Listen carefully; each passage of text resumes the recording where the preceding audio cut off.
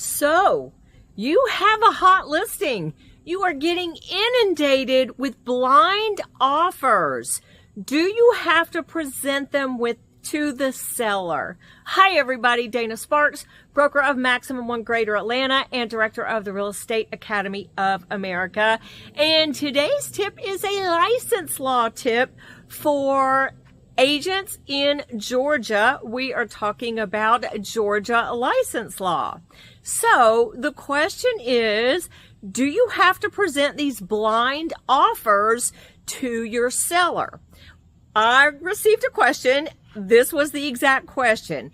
Agent has a listing getting totally inundated with these blind offers. Most of them seem to be from investors, and the way the agent is receiving them is as an email from either a person or an agent working with a potential buyer. So, what does license law say? What do you think? Before I give you an answer, type in the comments below. What do you think? Do you have to present these blind offers? Well, the answer is it depends. It depends on what, Dana? Well, let's see what Georgia license law says. So, GREC Rule 520-1-.101 states that a licensee shall promptly tender to any customer or client any signed offer made to such customer or client. So, strictly speaking, per license law, you do not have to present this blind offer if it is not signed by the buyer making the offer. However, is it a good idea to present it? Well, again, it depends. Some of these investor blind offers could be extremely low. Some of them could be good. It depends on what your seller decides. Obviously, if it is signed, you have to comply with license law and present it regardless of if your seller wants to see it or not.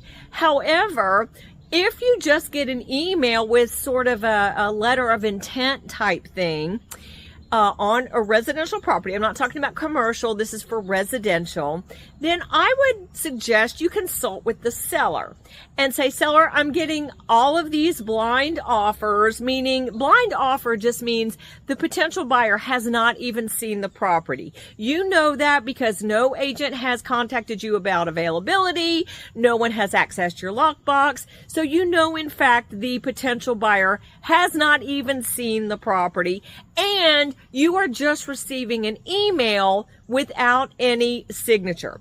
So ask the seller, when I get these, would you like to see them or not? I suggest if the seller doesn't care, you present it regardless.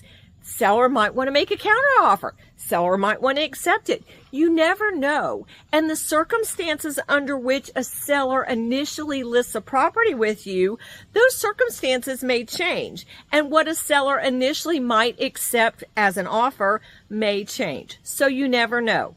However, if your seller says, no, I don't want to see any emails of just somebody fishing, seeing if I will take something that's a relatively low offer, then what again I suggest is you get that in writing from your seller.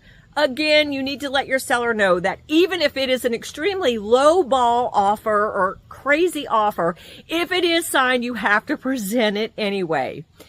But that is what I suggest you do. Now, there are some GAR forms, Georgia Association of Realtor forms, regarding being able to prove that you did present a legitimately signed offer to the seller. And there is another form where you can't, there's one form where the seller can reject it, and there is another form where you as a licensee affirm that you did present it. But that's a different topic. Let me know your thoughts. Let me know what questions you're getting or would like for me to answer on this video. Thank you so much for watching. Dana Sparks, broker of Maximum One Greater Atlanta, satisfying your needs with service, innovation, and education. Bye. If you liked that video, check out the one here. If you like the content on this entire channel, please click here to subscribe. I try to take even the most complicated of real estate situations and make them crystal clear. See what I did there? Real estate made crystal clear. Thank you guys so much for watching.